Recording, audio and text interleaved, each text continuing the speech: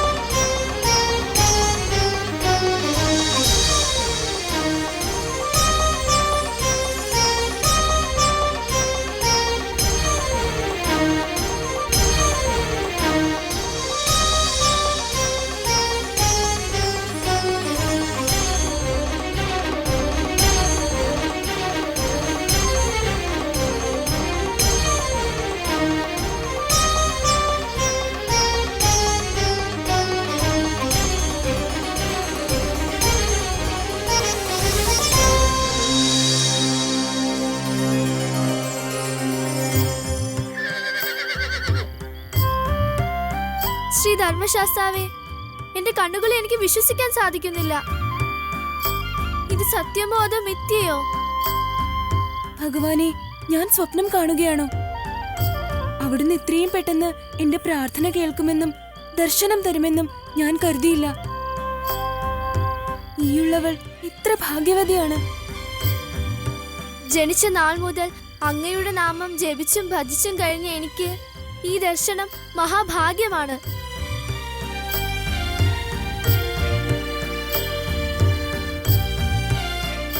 രണ്ടുപേരുടെയും കണ്ണുകൾ നിറയുന്നുണ്ടല്ലോ, എന്തുപറ്റി? അങ്ങേ കണ്ടതിന്റെ ആനന്ദ കണ്ണീരാണ് ഭഗവാനെ. മിഴികൾ തുടച്ചാലും.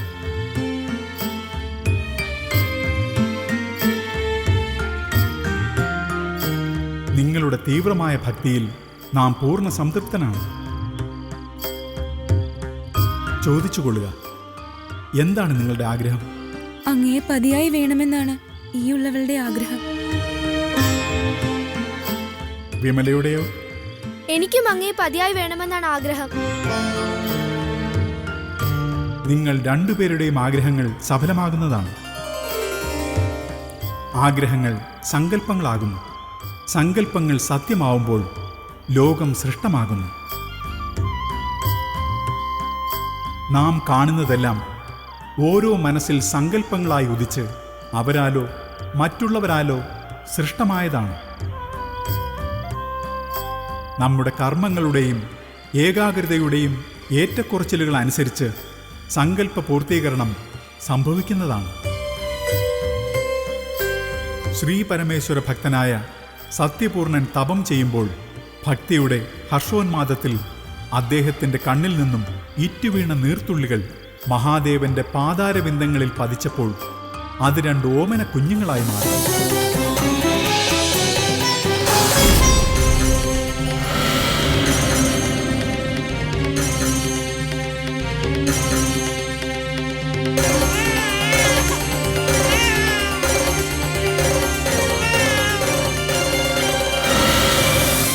അവരാണ് കമലയും വിമലയും എന്ന നിങ്ങൾ. ഈ ജന്മത്തിൽ നിങ്ങൾ ചെയ്യേണ്ടതായ കർമ്മങ്ങൾ ഇനിയും ബാക്കി നിൽക്കുന്നു. അവയുടെ പൂർത്തീകരണത്തിന് ശേഷം അടുത്ത ജന്മത്തിൽ നിങ്ങളുടെ ആഗ്രഹം സഫലമാകുന്നതാണ്. അങ്ങനെയെങ്കിൽ ഭഗവാനെ, ഞങ്ങൾക്ക് എന്തിനായിരുന്നു ഈ ഒരു ജന്മം? ഞങ്ങളുടെ ഈ ജന്മോദ്ദേശം എന്താണെന്ന് അരുളിയാലും ദേവ. ധർമ്മപാലനമാണ് നിങ്ങളുടെ കർമ്മം. നാട്ടരജന്റെ അധികാര ഗർവാൽ ആചാരങ്ങളും അനുഷ്ഠാനങ്ങളും മുറിവേൽപ്പിക്കപ്പെടുമ്പോൾ അവരെ തിരുത്തി നേർവഴിക്ക് നയിക്കാൻ നിങ്ങൾ നിമിത്തമാകും. വിശ്വാസങ്ങൾ വാസനാധിഷ്ഠിതമാണ്. അത് അടിച്ചേൽപ്പിക്കപ്പെടാനുള്ളതല്ല, സ്വയം വന്നു ചേരുന്നതാണ്. ആരാണ് ശരി ആരാണ് തെറ്റ് എന്ന തർക്കത്തിന് സ്ഥാനമില്ല. എത്ര മനുഷ്യരുണ്ടോ അത്രയും വഴികളും ഈശ്വരനിലേക്കുണ്ട്. അത് തിരിച്ചറിയാനുള്ള അന്വേഷണമാണ് യഥാർത്ഥ ഭക്തി. ഈ ജന്മത്തിലെ കർമ്മങ്ങൾ അവസാനിക്കുമ്പോൾ പൂർണ്ണയെന്നും പുഷ്കലയെന്നും നാമധേയങ്ങളിൽ നിങ്ങൾ പുനർജനിക്കും. ആ ജന്മത്തിൽ നിങ്ങളുടെ ആഗ്രഹ പൂർത്തീകരണം സംഭവിക്കുന്നതാണ്. മംഗളം ഭവിക്കട്ടെ.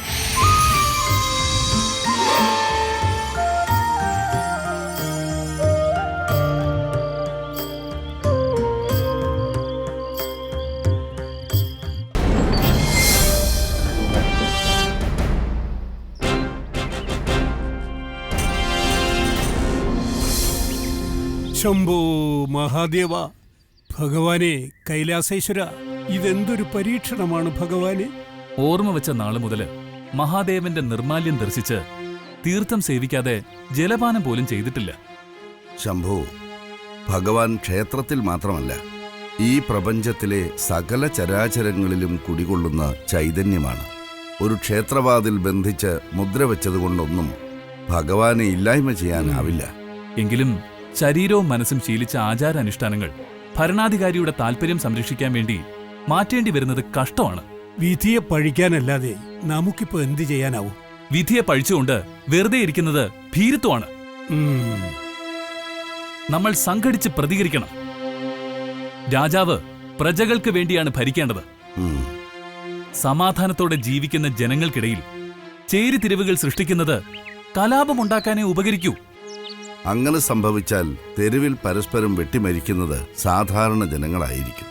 ഭരണാധികാരികൾ കൊട്ടാരത്തിലെ അന്തഃപുരങ്ങളിൽ സുരക്ഷിതരായിരിക്കും.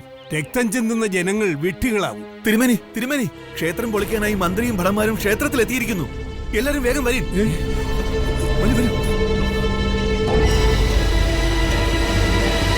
ഒന്ന് വേഗം ഇളക്കി മാറ്റുക ശിവലിംഗം. ഉത്തരവ്. വരൂ.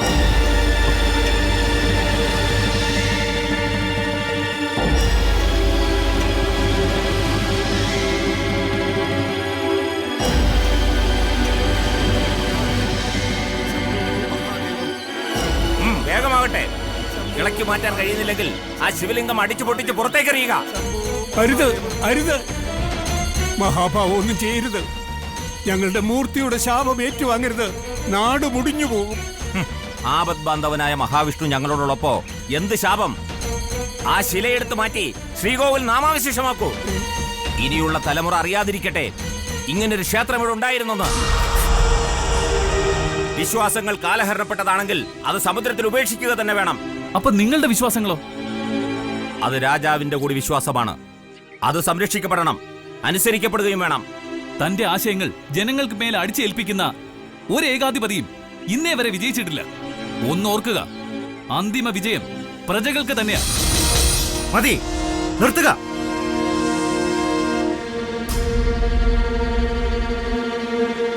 ഇനി ചോദ്യങ്ങൾ വേണ്ട, ഉത്തരവുകൾ അനുസരിച്ചാൽ മതി.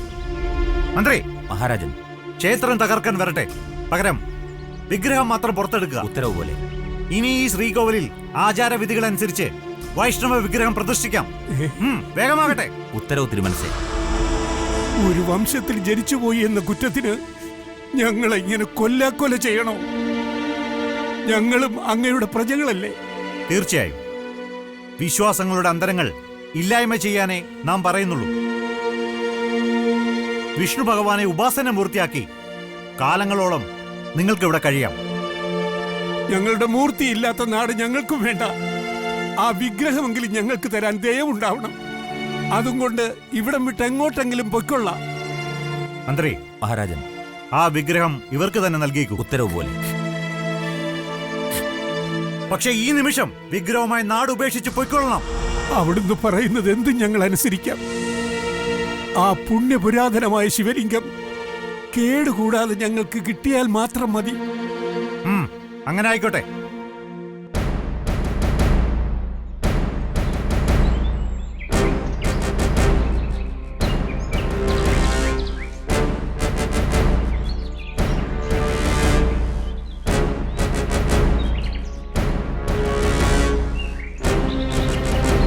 ഇത് സത്യപൂർണ്ണ മഹർഷിയുടെ ആശ്രമമല്ലേ? അതെ. അദ്ദേഹമുണ്ടോ ഇവിടെ? ഉണ്ട്, ധ്യാനത്തിലാണ്. വിളിക്കൂ. ഉപേന്ദ്ര പെരുമാളുടെ സേവകർ എത്തിയിരിക്കുന്നെന്ന് അറിയിക്കൂ. അദ്ദേഹം ധ്യാനം കഴിഞ്ഞാൽ ഉടനെ എത്തും. ധ്യാനത്തിന് വിഘ്നം വരുത്തുവാൻ പാടില്ല.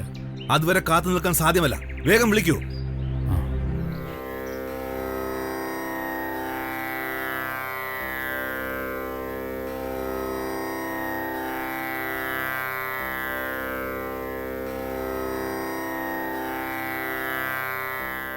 ഗുരു, ഗുരു,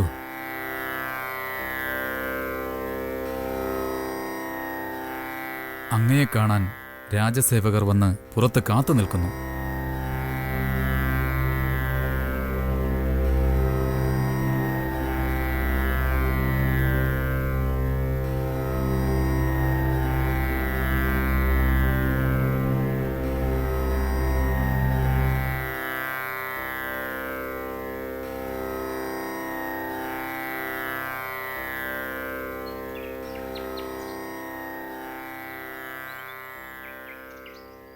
എന്താണ് ആഗമനോദ്ദേശ്യം?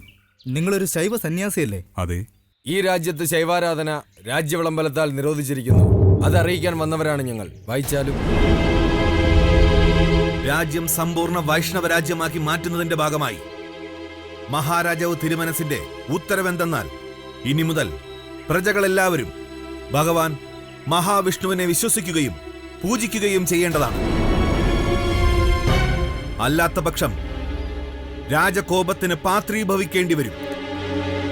ഈ രാജ്യത്തെ സകല ശൈവ ശാക്തേയ ക്ഷേത്രങ്ങളും വൈഷ്ണവ ക്ഷേത്രങ്ങളാക്കി മാറ്റുന്നതിനായി കൽപ്പന പുറപ്പെടുവിച്ചു കഴിഞ്ഞു. ആയതിനാൽ ശൈവ ശാക്തേയ വിശ്വാസികൾ വൈഷ്ണവ വിശ്വാസികളായി മാറുകയോ അല്ലെങ്കിൽ രാജ്യം വിട്ടു പോവുകയോ ചെയ്യേണ്ടതാണ്. ഇനി മുതൽ ആരെങ്കിലും വൈഷ്ണവേതര പൂജകൾ നടത്തുകയോ രാജകൽപ്പന ലംഘിക്കുകയോ ചെയ്താൽ അവരെ രാജ്യദ്രോഹികളായി പ്രഖ്യാപിച്ച് തുറങ്കലിൽ അടയ്ക്കുകയോ കടുത്ത ശിക്ഷയ്ക്ക് വിധേയരാക്കുകയോ ചെയ്യുമെന്ന് ഇതിനാൽ കൽപ്പിച്ച് വിളംബരം ചെയ്തുകൊള്ളുന്നു. ഭഗവാനെ, നാം എന്താണ് ഈ കേൾക്കുന്നത്? ശിവാരാധന നിർത്തിയില്ലെങ്കിൽ രാജ്യം വിട്ടു പോകാൻ. രാജകൽപ്പന അനുസരിക്കുവാൻ പ്രജകൾ ബാധ്യസ്ഥരാണ്. ധിക്കരിച്ചാൽ ഫലം പ്രവചനാതീതമായിരിക്കും. വരൂ. ഭഗവാനെ കൈലാസനാഥ, ഇതെന്തൊരു പരീക്ഷണമാണ്.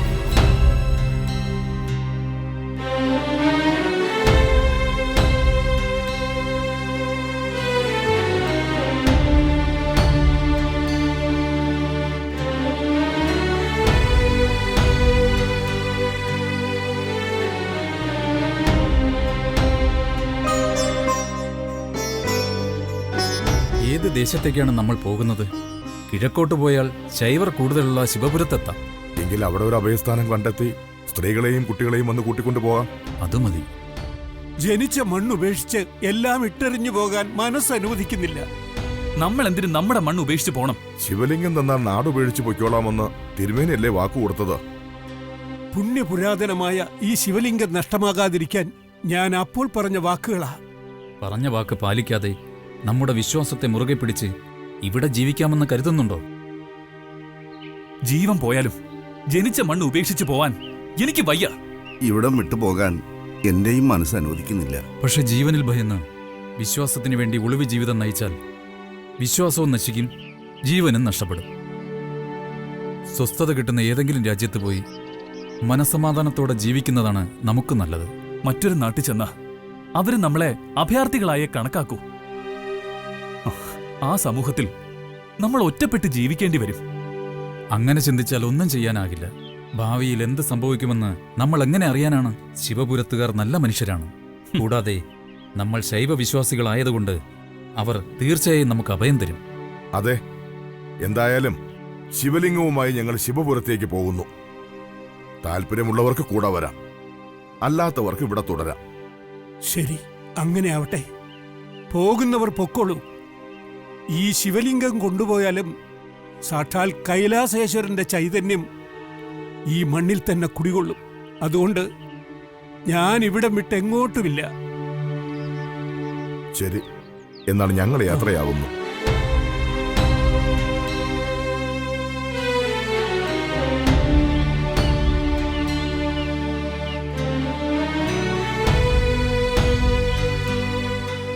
നമ്മൾ ഇനി എങ്ങോട്ട് പോകും? നോക്കാം. ഭഗവാൻ ഒരു വഴി കാണിച്ചു തരാതിരിക്കില്ല. ഓം മിത്രായ നമഃ, ഓം രവേ നമഃ, ഓം സൂര്യായ നമഃ, ഓം ഭാനവേ നമഃ, ഓം ഖഗായ നമഃ, ഓം പൂഷ്ണേ നമഃ, ഓം ഹിരണ്യഗർഭായ നമഃ, ഓം മരീചയേ നമഃ, ഓം ആദിത്യായ നമഃ, ഓം സവിത്രേ നമഃ, ഓം അർക്കായ നമഃ, ഓം ഭാസ്കരായ നമഃ, ഓം ശ്രീ സവിത്ര സൂര്യനാരായണായ നമഃ. വന്ദനം. വന്ദനം. ഞങ്ങൾ കുറച്ച് ദൂരെ നിന്ന് വരികയാണ്. കൈലാസനാഥ ക്ഷേത്രത്തിലെ പ്രധാന പൂജാരിയാണ് നാം. സന്തോഷം. എന്താണ് അങ്ങയുടെ ആഗമനോദ്ദേശ്യം? രാജകൽപ്പന പ്രകാരം ശിവലിംഗ പ്രതിഷ്ഠ എടുത്തുമാറ്റി ക്ഷേത്രം അടച്ചുപൂട്ടി ഭടന്മാർ ഞങ്ങളെ പുറത്താക്കി. കൂടെ ഉണ്ടായിരുന്ന കുറച്ച് ആൾക്കാർ ശിവലിംഗവുമായി രാജ്യം വിട്ടുപോയി. ജന്മഭൂമി ഉപേക്ഷിച്ചു പോവാൻ ഞങ്ങളുടെ മനസ്സ് അനുവദിക്കുന്നില്ല. എങ്ങും പോകാനൊരിടമില്ലാതെ ഇതുവരെ അലയുകയായിരുന്നു ഞങ്ങൾ. അപ്പോഴാണ് ഇവിടെ നിന്നും ശൈവമന്ത്രങ്ങൾ ഉയരുന്നത് കേട്ടത്. അങ്ങനെ ഞങ്ങൾ ആ മന്ത്രാക്ഷരധ്വനി പിന്തുടർന്ന് ഇവിടെ എത്തിയതാണ്. വിളംബരം അറിയിച്ച് ഭടന്മാരിവിടെയും എത്തിയിരുന്നു. ഇനിയും എത്ര നാൾ ഇവിടെ ശൈവരായി കഴിയാൻ സാധിക്കുമെന്നറിയില്ല. എല്ലാം ഭഗവാൻ നിശ്ചയിക്കട്ടെ.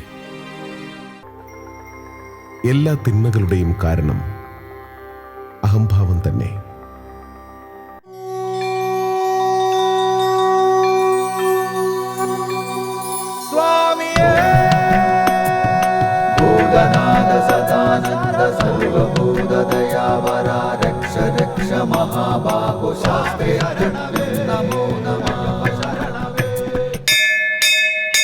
ലോകവീരം മഹാപൂജ്യം സർവരക്ഷാകരം വിഭും പാർവതീ ഹൃദയാനന്ദോ ശാസ്താരം പ്രണമാമ്യഹം.